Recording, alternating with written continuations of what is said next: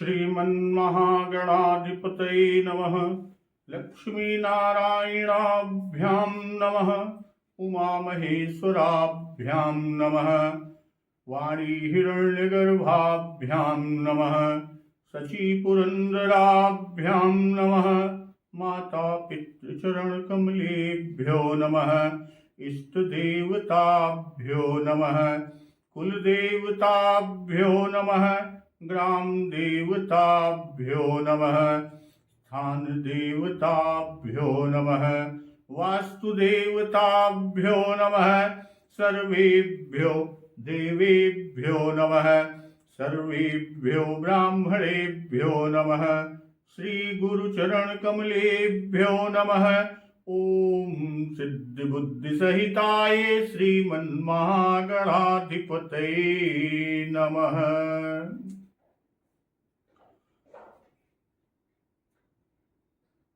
विभीषण जी प्रभु श्री राम जी से मिलते हैं और विभीषण जी जब लंका छोड़कर, रावण ने विभीषण को लात मारकर लंका राज्य से बाहर कर दिया, निकाल दिया था, तो विभीषण जी अपनी माता से मिलकर प्रभु श्री राम जी की शरण गए।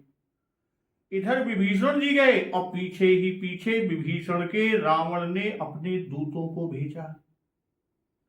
वही दूत लक्ष्मण जी की पाती उनका संदेश लेकर रावण के पास आए हैं और रावण उनसे पूछता है, और रावण ने जो पूछा था कि पुण्य की बात कही कि पुण्य कहु भालु की से कटकाई, कठिन काल प्रेरित चली आई, जिनके जीवन कर रखवारा, भयो मृदुल चित सिंधु विचारा। और फिर भक्तवत्सल कृपालु प्रभु श्री राम और अनुज लक्ष्मण जी के बारे में रावण किस तरह पूछता है कि कहु तप सिंह कई बात बहोरी, जिनके हृदय त्रास यति मोरी।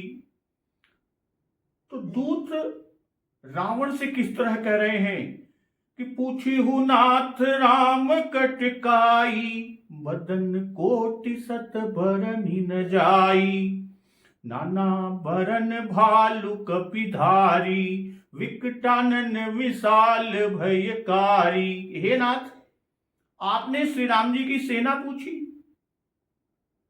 सो वह तो 100 करोड़ मुखों से भी वर्णन नहीं की जा सकती।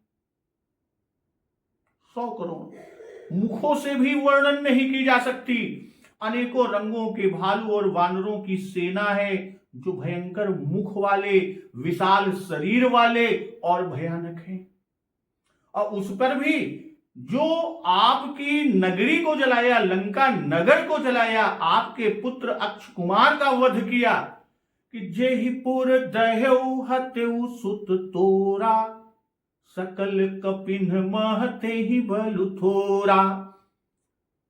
तो सब वानरों में वह बहुत थोड़ा बल वाला है।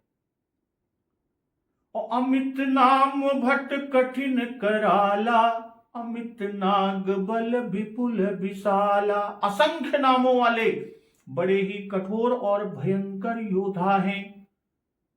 उनमें असंख्य हाथियों का बल है और वे बड़े ही विशाल हैं। और कुछ सुभटों के नाम बताते हैं गुप्तचर कि द्विविध महेंद्र नील नल, अंगद गद विकटास, दधिमुख के हरि निसठ सठ, जामवंत बल राशि। और इतना ही नहीं, आगे भी दूत क्या कह रहे हैं लंकेश रावण से कि एक अपि सब सुग्रीव समाना, इन सम कोटिन गनई को नाना, राम कृपाय तुलित बल तिन्हई, तृण समान त्रैलोक ही गनई। ये सब वानर बल में सुग्रीव के समान हैं और इनके जैसे एक दो नहीं बल्कि श्री राम, इनके जैसे एक दो नहीं बल्कि करोड़ों हैं। और उन बहुतों को गिन ही कौन सकता है। श्री राम जी की कृपा से उनमें अतुलनीय बल है और वे तीनों लोगों को तृण के समान तुच्छ समझते हैं कि तृण समान त्रैलोक ही नहीं।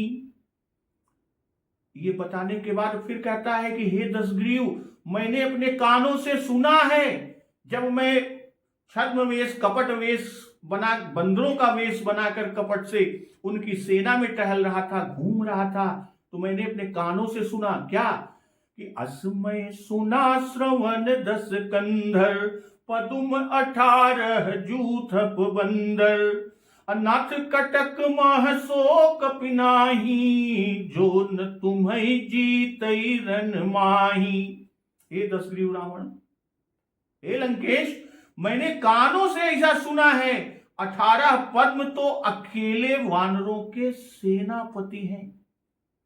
हे नाथ, उस सेना में ऐसा कोई वानर नहीं जो आपको रण में न जीत सके, और सब के सब अत्यंत क्रोध से हाथ मीचते हैं, पर श्री रघुनाथ जी उन्हें आज्ञा नहीं देते।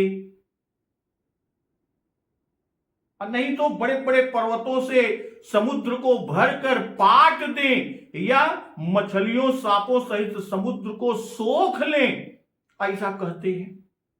और कह क्या रहे हैं कि रावण को मसल कर धूल में मिला देंगे, कि मर्दी गर्द मिल वही 10 सीसा, ऐसे ही बचन कहीं सब तीसा। कि रावण को मसल कर धूल में मिला देंगे, सब वानर ऐसा ही वचन कह रहे हैं। और गर्ज ही तरज ही सहज शंका, सब सहज ही निडर हैं और इस प्रकार गरजते और डपटते हैं कि मानो ग्रसन चाहत है लंका, मानो लंका को निगल ही जाना चाहते हैं। तो सहज सूर कपि भालु सब, पुन सिर पर प्रभु राम, रावण काल कोटि कहूं जीत सकहि संग्राम। सब बानर भालू सहज ही सूरवीर हैं। सहज सूर कपि भालू सब, कि सभी बानर और भालू सहज ही सूरवीर हैं। फिर पुन सिर पर प्रभु राम, उनके सिर पर प्रभु यानी सर्वेश्वर भक्तवत्सल कृपाल प्रभु श्री राम जी का हाथ है। हे रावण, रावण काल कोटि कहूं जीत सकहि संग्राम। हे रावण, वे संग्राम में करोड़ों कालों को जीत सकते हैं। तो यहां जो कहा कि सहज सूर कपि भालु सब, सहज सूर का भाव यहां कि बिना अस्त्र शस्त्र के, उन्हें अस्त्र शस्त्र की आवश्यकता नहीं, बिना अस्त्र शस्त्र के नख और वृक्ष आदि के द्वारा महाअतिरथ योद्धाओं से भी युद्ध करने वाले हैं। कवच आदि धारण करने की उन्हें अपेक्षा नहीं है कि जन्म से ही ऐसे सूरवीर हैं, शिक्षा व अभ्यास आदि से वो सूरवीर नहीं बने। पुण्य सिर पर प्रभु राम, अर्थात राम ऐसे स्वामी को पाकर वे अत्यंत सूरवीर हो गए हैं। रावण ने कहा था पुण्य कहु भालु की कटकाई, और कठिन काल प्रेरित चली आई। तो उसी का उत्तर दूत दे रहे हैं कि वे काल की प्रेरणा से नहीं किंतु श्री राम जी की प्रेरणा से आए हैं, और जो कोटि काल को भी जीत सकते हैं। वे राम उनके प्रभु हैं, और रावण के की भई भेंट की फिर गए। श्रवण सुजस सुनि मोर, कहसि नरिपुदल तेज बल, बहुत चकित चित तोर। तो इन वचनों का उत्तर दूत ने दिया कि वे फिर जाने वाले नहीं हैं। उनके दल का एक एक बानर एक एक रावण को जीत सकता है, और राम तो कोटिकाल को भी संग्राम में जीत सकते हैं। तब तुम्हारा भय क्या? हे नाथ, आपका भय क्या? जीत सकहि संग्राम, कि काल योगाभ्यास एवं ज्ञान से भी जीता जा सकता है। और आगे दूत कहते क्या है कि राम तेज बल बुद्धि विपुलाई, शेष सहस सत सकहि न गाई। श्री राम जी के तेज, बल और बुद्धि की अधिकता को एक दो नहीं लाखों शेष भी नहीं कह सकते। और सकसर एक सोसी सत सागर, तव भ्रात ही पूछे नय नागर। प्रभु श्री राम जी एक बाण से सैकड़ों समुद्र सोख सकते हैं, ऐसे पराक्रमी हैं, परंतु नीति में चतुर हैं। इससे तुम्हारे भाई से उन्होंने उतरने का उपाय पूछा कि तासु बचन सुनि सागर पाही, मागत पंथ कृपा मन माही। और विभीषण का वचन सुनकर श्री राम जी सागर से रास्ता मांगते हैं, उनके मन में कृपा है। तो यहां पर जो कहा दूतों ने कि राम तेज बल बुद्धि विपुलाई, तेज बल और बुद्धि जैसा उत्तरकांड में उल्लेख किया है कि मरुत कोटि सत विपुल बल, रवि सत कोटि प्रकाश, शशि सत कोटि सुशीतल, समन सकल भव त्रास। कि अरबों पवन के समान उनमें महान बल है और अरबों सूर्यों के समान प्रकाश है और अरबों चंद्रमाओं के समान वे शीतल और संसार के समस्त भयों का नाश करने वाले हैं। तो काल कोटि सत सरिस अति, दुस्तर दुर्ग दुरन, धूम केतु सत कोटि सम, दुराधरस भगवंत। कि अरबों कालों के समान वे अत्यंत दुस्तर, दुर्गम और दुरंत हैं। वे भगवान अरबों धूमकेतुओं यानी पुच्छल ताराओं के समान अत्यंत प्रबल हैं। और आगे कहते हैं कि प्रभु अगाध सत कोटि पताला, समन कोटि सत सरिस कराला, तीरथ अमित कोटि सम पावन, नाम अखिल अघ पूग न सावन। हिमगिरि कोटि अचल रघुवीरा, सिंधु कोटि सत संगम वीरा। कामधेनु सत कोटि समाना, सकल कामदायक भगवाना। असारद कोटि अमित चतुराई, विधि सत कोटि सृष्टि निपुनाई। अविष्णु कोटि सम पालन करता, रुद्र कोटि सत सम संहरता। धनद कोटि सत सम धनवाना, माया कोटि प्रपंच निधाना। भार धरन सत कोटि अहिसा, निर्वधि निरुपम प्रभु जगदीसा। निरुपम न उपमा आन, राम समान राम निगम कहई। अजिम कोटि सत खद्योत सम, रवि कहत अति लघुताल हई। एहि भांति निज निज मति विलास, मुनीस हरि बखानहि। प्रभु भाव गायक यति कृपाल, सप्रेम सुनि सुख मानहि।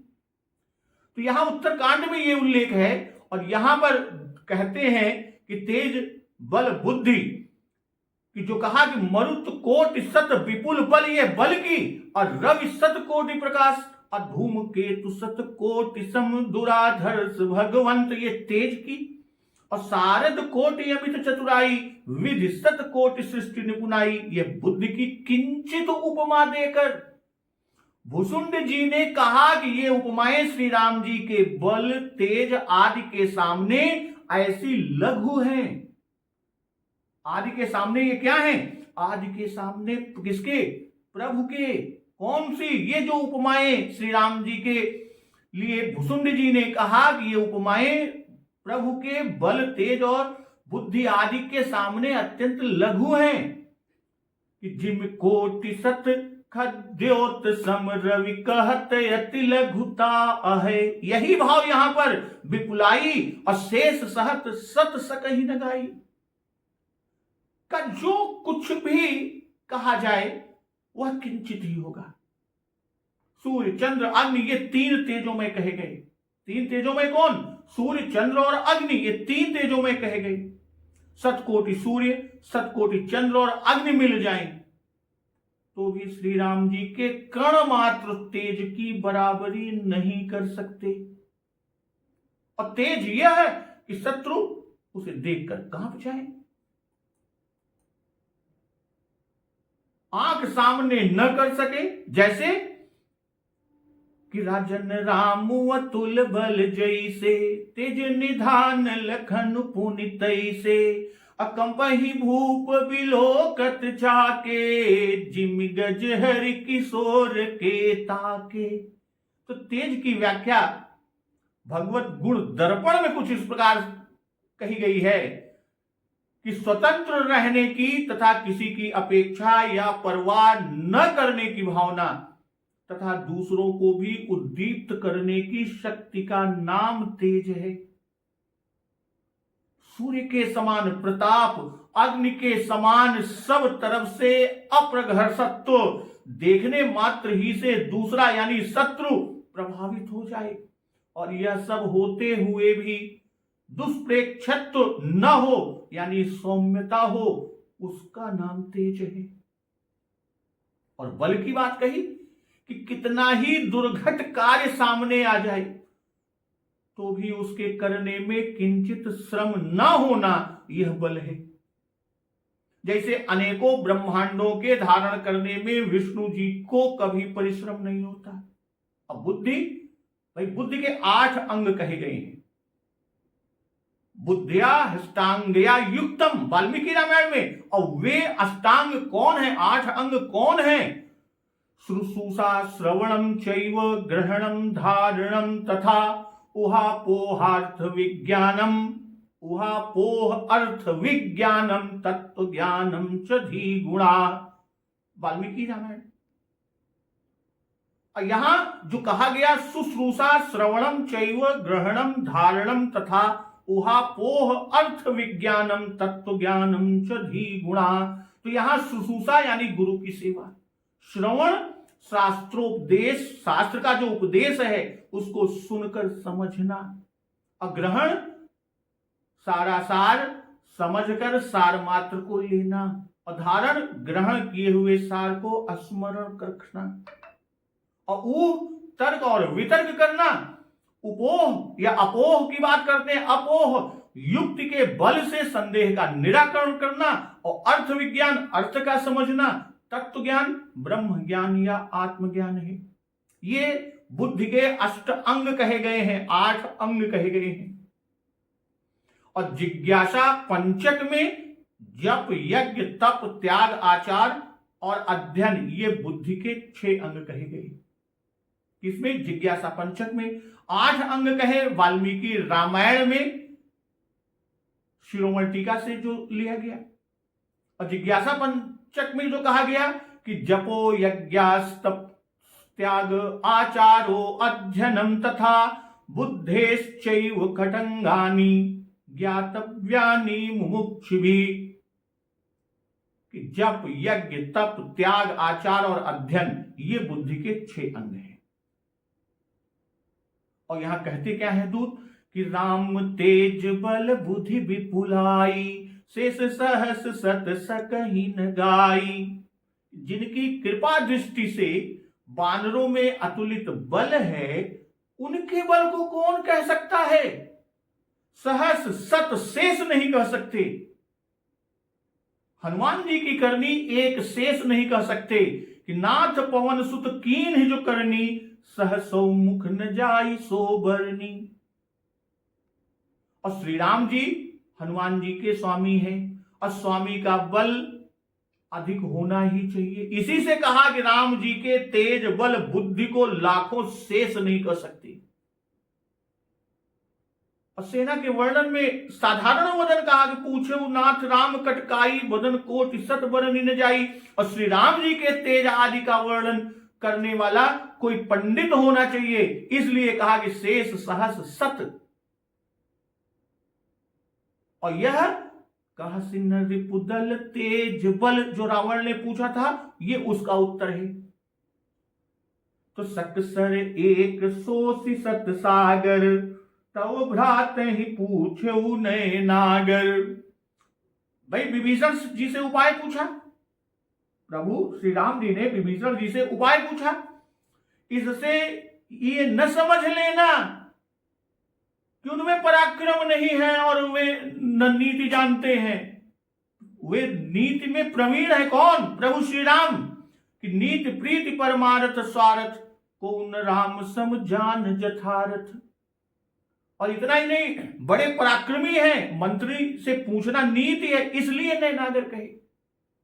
और नैनागर का भाव यहां कि आप ऐसे अनीति में निरत कि अपने भाई का भी अनादर किया और प्रभु श्री राम इस प्रकार के नीति कुशल कि शत्रु के भाई को शरण देकर रक्षा भी की, प्रतिष्ठा देते हुए उनसे मंत्र यानी उनसे सलाह भी ली। विभीषण जी ने कहा था कि आपका बाण कोट सिंधु शोषक है और दूतों ने शोष सत सागर कहा, तो दोनों का भाव एक ही है। सत सहस्त्र कोट आदि ये सब अनेकवाची है। विभीषण अधिक महात्मा जानते हैं, इससे उन्होंने कोट सिंधु शोषक कहा, और दूत उतना महात्मा नहीं जानते इसलिए उन्होंने सत सागर कहा। भाई रावण ने पूछा था कि कहसन रिपुदल तेज बल बहुत चकित चित तोर। इसलिए सुग ने पहले कि पूछे हो नाथ राम कटकाई से, और रावण काल कोटि कह जीत सके संग्राम तक रिपुदल कहा।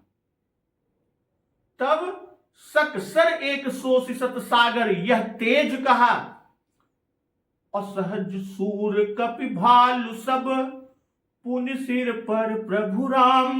रावण काल कोटि कह जीत सकहि संग्राम। में ही बल का उत्तर आ गया कि जिनका बल पाकर वानर कोटि काल को जीत सकते हैं, उनके बल को कौन कह सकता है। अब बुद्धि का प्रश्न तो रावण ने किया ही नहीं। तब दूतों ने बुद्धि की विफलता क्यों कही, बुद्धि की विपुलता को क्यों कही? तो इससे यह मालूम होता है कि वह विभीषण को शरण लेने पर इतना मुग्ध हो गया, कौन? दूत लोग, और उनसे रहा न गया। इसलिए इसमें श्री राम जी की नीति निपुणता दिख पड़ी। इसलिए दूतों ने तो भ्राते ही पूछे नए नागर, ये कहकर प्रभु श्री राम जी की बुद्धि की बड़ाई की। भाई बल 5 प्रकार का कहा गया है। बल कितने प्रकार का? 5 प्रकार का कहा गया। बाहुबल पहला साधारण बल, सन्मंत्री बल, सन्मंत्री का बल, अभिजात व कौलिक बल जो पिता पितामह के समय से सहज ही चलाता है, और बुद्धि बल। तो बुद्धि बल सबसे उत्कृष्ट बल है और यह बल का भी बल है। इससे और सब बल प्राप्त हो जाते हैं। जैसे महाभारत उद्योग पर्व में उल्लेख है, बलम पंचविधम नित्यम पुरुषाणाम निबोध में यत् तद बाहुबलम नाम कनिष्ठम बल मुच्यते। अमात्य लाभो भद्रम ते द्वितीयम बल मुच्यते। धन लाभ स्त्रीतीयम तु बलमाहुर्जिगीव सह। यत्तत्त्वस्य सहजम राजन पितृपैतामहं बलम अभिजात बलम नाम तच्चतुर्थम बलम स्मृतम। अयेन त्वेतानि सर्वाणि संगृहीतानि भारत यत् बलानामपि बलम तत् प्रज्ञा बल मुच्यते। महाभारत उद्योग पर्व में ये बल की बात कही गई। अब वाल्मीकि रामायण में अंगद जी को चतुर्बल समन्वितम कहा गया है। तो बुद्धि बल ही जिसके पास हो वही सर्व प्रकार बलवान कहा गया है। बुद्धिर यस्य बलम तस्य निर्बुद्धेस्तु कुतो बलम, ये तो प्रसिद्ध ही है। इसलिए शुक ने शरीर बल कहकर फिर बुद्धि बल भी कहा, और रावण ने बल पूछा इसलिए दूत ने इसे भी कहा। क्यों? क्योंकि तो यही मुख्य बल है, और यह जिसमें नहीं वह निर्बल है। तो तासु बचन सुनि सागर पाही मागत पंथ कृपा मन माही। तुम्हारे भाई यानी विभीषण से उपाय पूछा और उनके वचन मानकर, विभीषण जी की बात मानकर सागर के पास जाकर श्री राम जी रास्ता मांगते हैं। कहने का तात्पर्य यहां यह है कि जिससे मंत्र पूछे यदि वह उचित कहे तो उसे मानना चाहिए। अदूत इसी बात की पहले ही प्रार्थना कर चुके हैं कि नाथ कृपा कर पूछे जैसे, मान्यहु कहा क्रोध तज तैसे। और यहां कहते क्या है, मांगत पंथ कृपा मन माही, कृपा मन माही, यानी मन में कृपा है इसी से पंथ मांगते हैं भाई, नहीं तो सोख लेते। और समुद्र पर कृपा है उसे न सोखा, विभीषण जी पर कृपा है इससे उनका मान रखा, भाई विभीषण जी का मान रखा इसलिए विभीषण पर कृपा है। और यद्यपि वो समर्थ है, कहने का भाव कि समुद्र आपका पक्षपाती है, फिर भी श्री राम जी किसी की मर्यादा को भंग करने की बात अपने मन में तनिक भी नहीं लाते। क्यों? क्योंकि प्रभु मर्यादा पुरुषोत्तम है। अब दूत की यह बात सुनकर, दूत की यह बात रावण ने जैसे ही सुना कि तासु बचन सुनि सागर पाही, मांगत पंथ कृपा मन माही। जैसे ही यह सुना रावण कि सुनत बचन भी है सादस सीसा, जो यसी मति सहाय कृत कीसा। दूत के वचन सुनते ही रावण खूब हंसा और बोला, जब ऐसी बुद्धि है तभी तो वानरों को सहायक बनाया।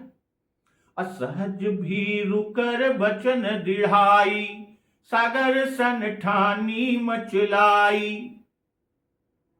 सहज भीरु कर बचन दृढ़ाई, सागर सन ठानी मचलाई। भाई स्वाभाविक ही डरपोक विभीषण के वचन को दृढ़ कर सागर से मचल रहे हैं, यानी हठ ठाना है राह न देगा तो डूब मरेंगे। या इससे हंस ठानी समुद्र से कि कोई हंसे नहीं, कह देंगे कि राह न मिली तो हम क्या करें, मचलने से बल बुद्धि जनाई। तो सुनत बचन भी है सादस सीसा, जो असी मति सहाय कृत कीसा। भाई जब तक मांगत पंथ कृपा मनमाही दूतों ने नहीं कहा तब तक कोई छिद्र न मिला, कोई उसे अवसर न मिला। और ये वचन सुनते ही रावण को बोलने के लिए मौका मिल गया, छिद्र मिल गया और वो ठट्ठा मारकर हंसा कि मैं जान गया उनमें कुछ बुद्धि नहीं है। समुद्र से मचलना ठाना, इससे जान गया कि बल कुछ नहीं है। या वानरों को सहायक बनाया, इससे उसके बल की थाह मिली। विभीषण को मंत्री बनाया, इससे उसकी बुद्धि की थाह मिली। और हंसकर दूत के वचनों का निरादर किया। असहज भीरु कर बचन दृढ़ाई, सागर सन ठानी मचलाई। भाई रावण ने विभीषण का उपदेश नहीं माना था, विभीषण ने उपदेश दिया तो लात मार के उसे बाहर कर दिया, और राम जी ने विभीषण की सलाह मानी। इसीलिए वो कहता है रावण कि डरपोक के वचन को उन्होंने दृढ़ किया। भीरु की नीति है कि डरपोक को मंत्री ना करे, और उन्होंने डरपोक को मंत्री बनाया। ऐसा ही अंगद से भी कहा जब अंगद जी शांतदूत बन के गए कि अनुज हमार भीरु अति सो। तो धन्य है नाटकीय चरित्र संघर्ष कला कि रावण को कैसा सुंदर मौका बड़बत्ती रोकने का और मजाक उड़ाने का मिल गया। यहां तो हास्य कला निछावर है कि मौका हाथ से नहीं जाने दिया, कि सागर सन ठानी मचलाई, कि व्यंग्यपूर्ण आलोचना करके बाजी मारता ही रावण जान पड़ा। और कहता क्या है कि मूढ़ मृखा का करसी बढ़ाई, रिपुबल बुद्धि था मय पाई। अरे मूर्ख, झूठ क्या बड़ाई करता है, मैंने शत्रु के बल और बुद्धि की थाह पाली। सचिव सभीत विभीषण जाके, विजय विभूति कहां जगता के। रावण कहता है कि मैंने शत्रु के बल और बुद्धि की थाह पाली, जिसके विभीषण की तरह डरपोक मंत्री, उसको संसार में विजय और विभूति यानी वैभव और ऐश्वर्य कहां। रावण ने कहा कि जिसको कुछ भी बल बुद्धि नहीं, उसको बल का समुद्र बलराशि समझा, और मैं जो बल बुद्धि का समुद्र हूं सो मुझको कुछ न समझा। इससे निश्चय हुआ कि विभीषण मूढ़ है। तू मूढ़, दूतों से कहा, तुझ में बुद्धि होती तो तुझे यथार्थ समझ पड़ता, तुमने झूठे ही बड़ाई की। अब दूतों के ऊपर कह रहा है रावण, बल बुद्धि होती तो समुद्र सोख लेते, डरपोक के वचन को दृढ़ न करते। ऐसा करने से यह जान गया कि वे डरपोक हैं, सूर नहीं है। था मैं पाई कि तू रिपु के बल बुद्धि को अथाह कहता था, जितना कहा अथाह कहा, अब मैंने तो अब उसकी थाह पाली। सचिव सभीत विभीषण जाके, विजय विभूति कहां जगता के। कहने का तात्पर्य कि सभीत मंत्री संग्राम से भागता है या भागने की सलाह देता है, तब विजय कैसे हो सकती है।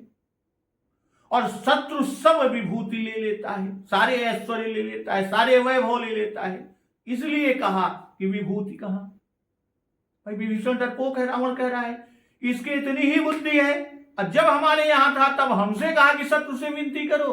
अब वहां पर गया राम जी के पास, तो राम जी से कह रहा है कि तुम समुद्र से विनती करो।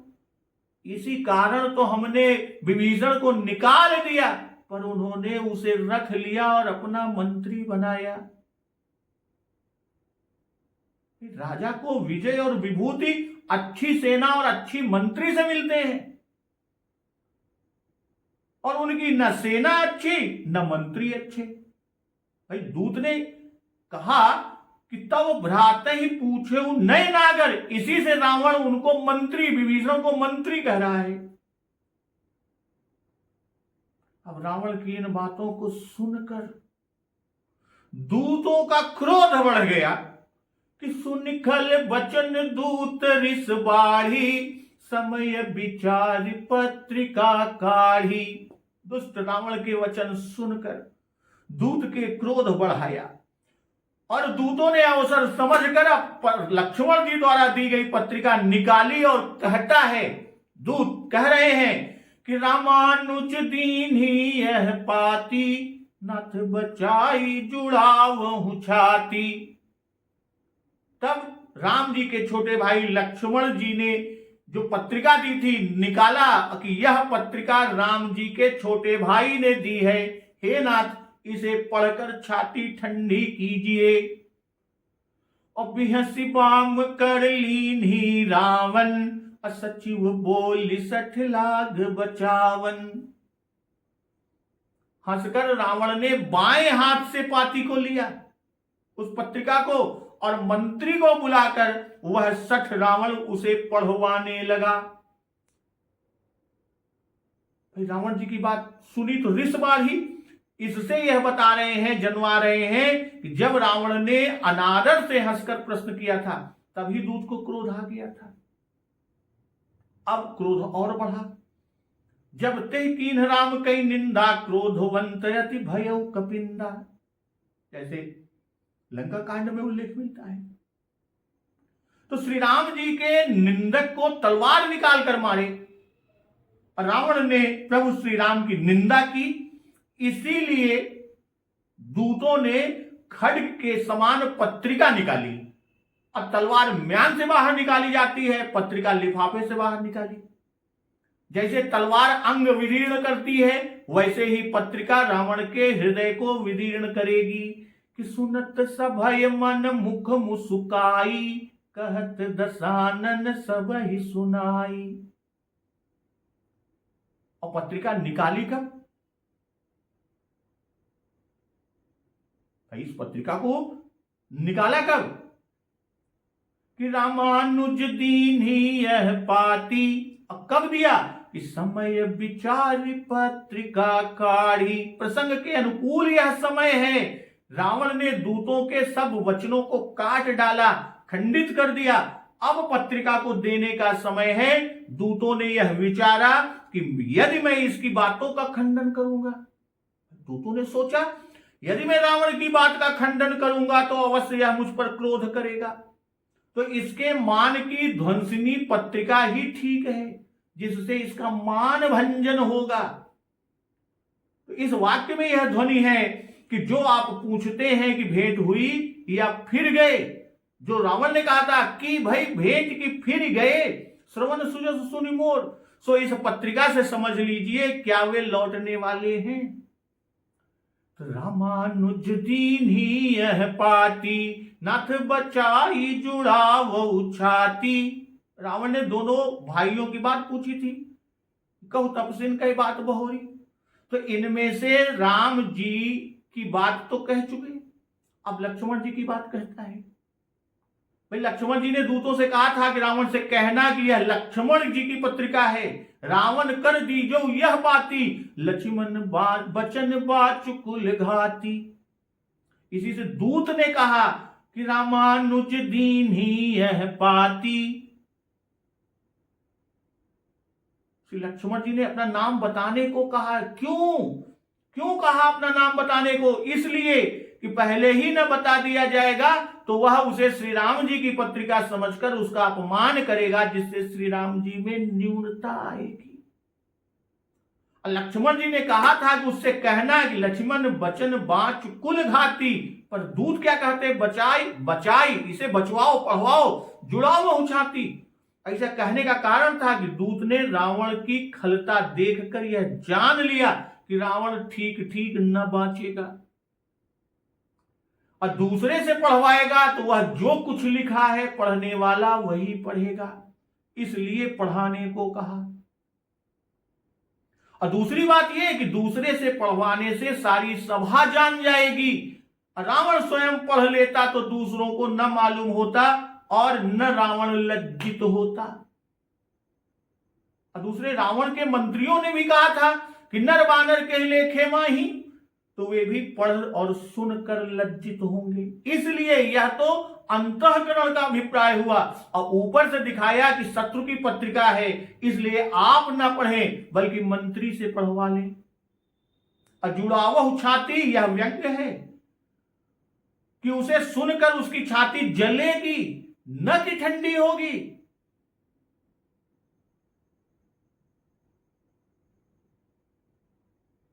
सुनत सभय मन, मुख मुस्काई, कहत दशानन सभय सुनाई। फिर जुड़ावों का भाव, मेरी बात झूठी समझकर क्रोधाग्नि तेज होती है, छाती जलती है। तो इस पत्रिका को बाचकर मेरे वचन को सत्य मानकर छाती ठंडी कर लीजिए। अब बिहसी बाम कर लीन ही रावण, सचिव बोल सठ लाग बचावन लागे। हंसना यहां निरादरार्थ है, बाएं हाथ से लेना भी निरादर है, इसलिए बाम यानी शत्रु की पत्रिका है बाम है, इससे बाएं हाथ से ली, पत्रिका की बात न मानेगा, इसलिए सठ कहा। असुख को यहां तक एकांत में बातें हुई। अब मंत्री बुलाई गई, सचिव बोल सठ, उन्हें बुलाकर अब तक उनसे बचवाने लगा।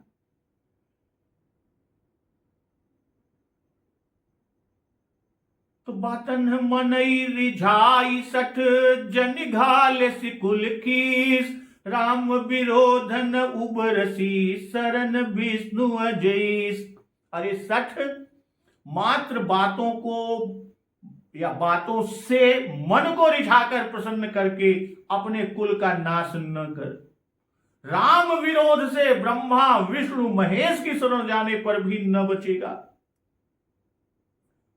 अकीत जिमान अनुज इव, प्रभु पद पंकज भृंग, हो ही कि राम सरानल, खल कुल सहित पतंग।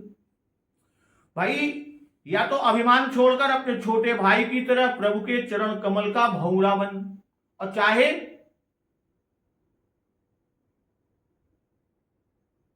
नहीं तो अरे खल श्री राम जी के बाण रूपी अग्नि में कुल सहित पतंगा हो, अर्थात शरण न आने से कुल का नाश होगा। अब दोनों में से जो रुचे सो कर। तो मन वचन कर्म तीन ही होते हैं और तीनों के विषय में कहते हैं कि तू बातों से और मन से वीर बना बैठा है, पर युद्ध में तेरे किए कुछ न होगा, तू न बचेगा। बातें यह है कि ब्रह्मा और शिव से वर पा चुका हूं, कैलाश उठा लिया हूं, समग्र देवता दिक्पाल आज मेरे नौकर हैं, नर बानर मेरा क्या कर सकते हैं, और कुमंत्रियों की ठकुर सुहाती के वचन आदि। तो जन घालसी कुल खीस, कहने का भाव कि पुलत्स ऋषि का उत्तम कुल है और ऐसे कुल के नाश में खेद होता है, इसी से कुल के नाश का निषेध करते हैं। और कहते क्या है, राम विरोध न उबरसी शरण विष्णु अज ईस। जैसे कि शंकर सहस विष्णु अज तो ही सकहिन राखि राम कर द्रोही। और यहां पद पंकज भृंग की तजिमान अनुज इव प्रभु पद पंकज भृंग। पद पंकज भृंग यानी प्रभु के चरण कमल रूप हैं, ताप के हरने वाले हैं, उनका रसिक होकर सुख रूपी मकरंद पान कर, चाहे भ्रमर की जोड़ में पतंग होकर सरानल में जल, ताप को प्राप्त हो दुख भोग कर।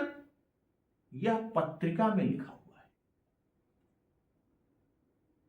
कि बातन मन ही रिझाई सठ जन घाल सिकुल खीस, राम विरोधन उपरसी शरण विष्णु अजईस। भाई पत्रिका में लिखा है जो, अरे मूर्ख, केवल बातों से ही मन को रिझाकर अपने कुल को नष्ट भ्रष्ट न कर, श्री राम जी से विरोध करके तू विष्णु ब्रह्मा और महेश की शरण पर भी न बचेगा। और कीत जिमान अनुज इव प्रभु पद पंकज भृंग, हो ही सकी राम सरानल खल कुल सहित पतंग। या तो अभिमान छोड़कर अपने भाई, अपने छोटे भाई विभीषण की भांति प्रभु के चरण कमलों का भ्रमर बन जा, अथवा रे दुष्ट श्री राम जी के बाण रूपी अग्नि में परिवार सहित पतंगा हो जा। दोनों में से जो अच्छा लगे सो कर। अब इस पाती को लक्ष्मण जी के द्वारा भेजी गई पत्रिका को पढ़ने के बाद, संदेश को सुनने के बाद रावण क्या कहता है और क्या अभिमान व्यक्त करता है, किस तरह सभा को दिखाता है, उस प्रसंग का श्रवण अमृत रसपान हम लोग अगले दिवस की कथा में करेंगे।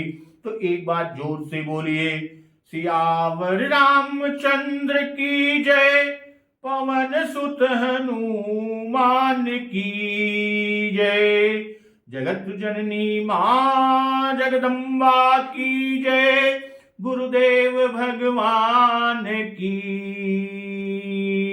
जय, उमापति महादेव की जय।